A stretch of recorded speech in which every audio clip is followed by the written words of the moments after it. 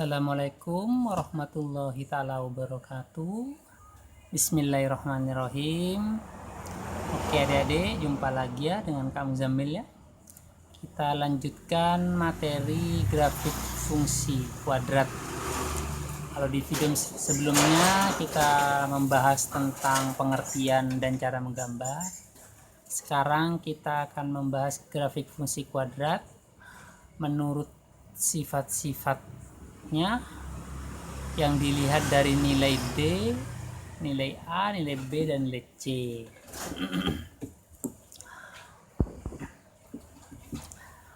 Sifat-sifat grafik fungsi kuadrat.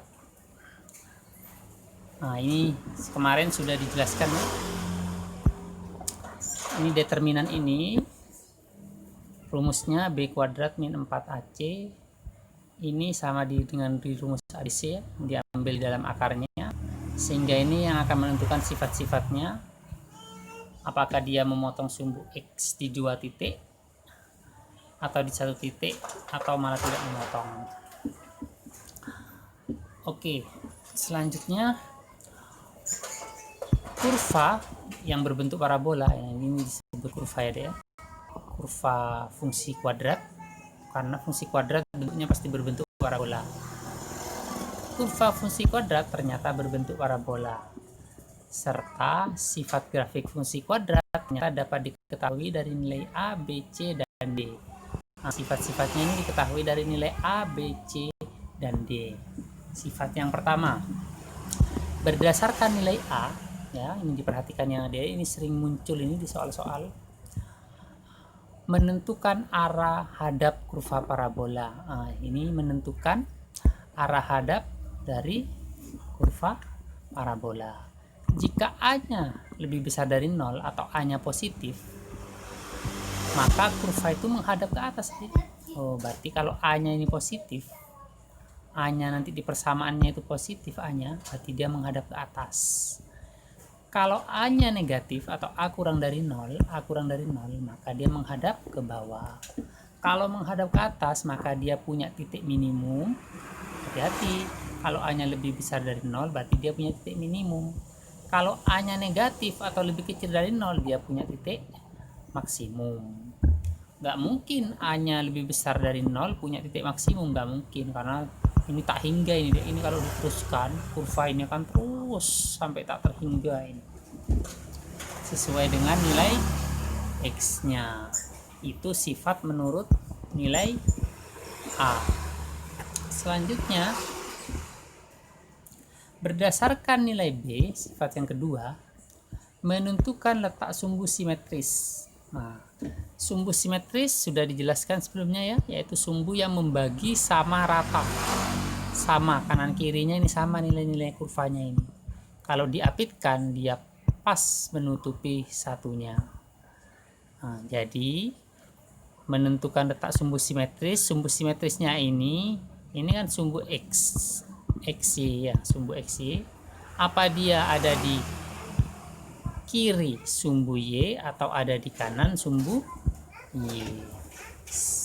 Jadi bila A dan B bertanda sama, jadi jika ada persamaan nilai A dan B-nya bertanda sama, atau jika A dikali B lebih besar dari 0, karena kalau positif kali positif pasti positif lebih besar dari 0.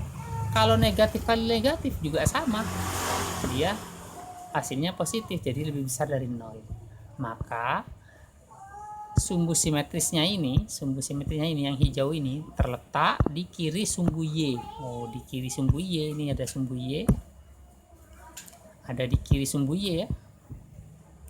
Kalau dia berbeda tanda A dan B-nya, nah, kalau dikali di sini positif dikali negatif, pasti hasilnya nanti negatif, berbeda tanda. Pasti kalau dikalikan dia negatif, kurang dari 0. Maka sumbu simetrisnya terletak di kanan. Nah, ini kalau berbeda tanda kayak ini. Ini A-nya negatif, kurang dari 0. Ini B-nya positif, lebih besar dari 0, karena berbeda tanda. Pasti nanti sumbu simetrisnya di kanan sumbu Y. Ini sumbu Y, sumbu simetrisnya pasti di kanan. Kalau ini karena sama-sama negatif, pasti ada di kiri. Ini juga sama.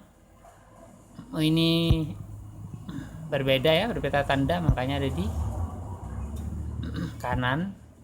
Nah, kalau yang terakhir bila B nya sama dengan 0, nah kalau B dikali apapun hasilnya pasti tetap B. Dia akan pas ada di sumbu Y nya kalau B nya sama dengan 0. Mau A nya kurang atau lebih dari 0, mau positif negatif, pasti nanti sumbu simetrisnya pas ada di sumbu Y. Itu ciri-ciri atau sifat yang kedua. Kalau sifat yang ketiga kita lihat dari nilai C. Kalau memotong sumbu Y tepat di nilai C. Nah, kurva ini yang berbentuk parabola ini, dia memotong sumbu Y tepat di nilai C. Berarti C ini menentukan titik potong dengan sumbu Y. Nah, misalnya di sini titik potongnya 1, Y-nya sama dengan 1. Maka di sini titik potong kurva 1 kalau C-nya sama dengan 1. Begitu juga di sini C sama dengan min 2. Berarti dia nanti memotong sumbu Y-nya di sini dengan sumbu Y di 2. Ini ada di kiri sumbu simetrisnya karena sama tanda AB-nya, makanya ini ada di kiri. Kalau ini karena berbeda tandanya, maka simetrisnya ada di kanan sumbu Y. Kalau C-nya sama dengan 0, maka pasti dia memotongnya nanti kurvanya ini di 0 juga, di 0,0 lebih tepatnya ya. Karena di sini berbeda tanda AB-nya, makanya simetrisnya ini ada di kanan sumbu Y. Paham ya sampai sini ya tentang sifat-sifat menurut nilai A, B, dan C. Sekarang sifat menurut nilai D atau determinannya tadi yang rumusnya B kuadrat min 4AC. Ada 3 kemungkinan. Jika nilai D-nya lebih besar dari 0, berarti dia punya 2 akar nanti di sini. Memotong sumbu X-nya ini di 2 titik. Nah, ini di 2 titik. Berarti ini D-nya lebih besar dari 0. Nah, ini D-nya lebih besar dari 0. Kalau D-nya sama dengan 0, D-nya sama dengan 0, dia hanya menyinggung atau memotong di satu titik di sumbu X-nya. Menghadap ke atas atau ke bawah tergantung nilai A. Karena ini A-nya positif, maka dia menghadap ke atas. Ini A-nya negatif, maka dia menghadap ke bawah. Ini D-nya sama dengan 0. Jika D-nya negatif atau lebih kecil dari 0, dia tidak memotong sumbu X. Kalau dia menghadap ke atas, maka ada di atas sumbu X. Kalau A-nya positif ini, maka dia kurvanya ada di atas sumbu X. Kalau A-nya negatif, D-nya kurang dari 0 atau negatif juga, maka dia ada di bawah sumbu X. Jadi tidak memotong sumbu X. Jadi ada 3 kemungkinan. Kalau dia positif atau lebih besar dari 0, memotong di 2 titik. Ya, ingat-ingat ya. Kalau dia sama dengan 0 D-nya, memotong atau menyinggung, hanya menyinggung atau memotong di 1 titik. Kalau dia D-nya lebih kecil dari 0 atau negatif, maka dia tidak memotong sumbu X. Kalau menghadap ke atas, dia ada di atas sumbu X. Kalau menghadap ke bawah, dia ada di bawah sumbu X. Oke, bisa dipahami ya sampai sini ya tentang sifat-sifatnya. Nah, ini contohnya ya. Contoh yang pertama, misalnya ada persamaan fungsi fx sama dengan min 2x kuadrat min 4x plus 1. Nah, di sini kita tahu A-nya min 2. Berarti dia lebih kecil dari 0. Pasti menghadap ke bawah. Karena lebih kecil dari 0. Nah, kalau contoh kedua ini karena positif di sini, A-nya lebih besar dari 0, maka menghadap ke atas. Syarat kedua dari B dan A dengan B berlainan tanda. Yang sama tanda ini ya. Sama-sama negatif. Nah, kalau tandanya sama, dia pasti ada di kirinya sumbu Y. Garis simetrisnya ini pasti ada di kirinya sumbu Y. Sedangkan ini karena dia berlainan tanda ya, A-nya ya, yang ini positif, yang ini negatif, maka dia ada di kanan sumbu Y. Sumbu simani, garis simetrisnya ya, ada di kanan sumbu Y. Terus ciri yang ketiga, dan lihat dari C-nya, karena di sini C-nya 1, pasti dia memotong sumbu X, sumbu Y di nilai 1. Nah, dia memotong di titik di 0,1. Kalau ini karena dia Y-nya 10, maka dia memotong di sini di atas nanti sini. Ini kalau dilanjutkan ini ke atas, maka dia memotong di sini di nilai 10. Y-nya di nilai 10 nanti ini kalau kita teruskan.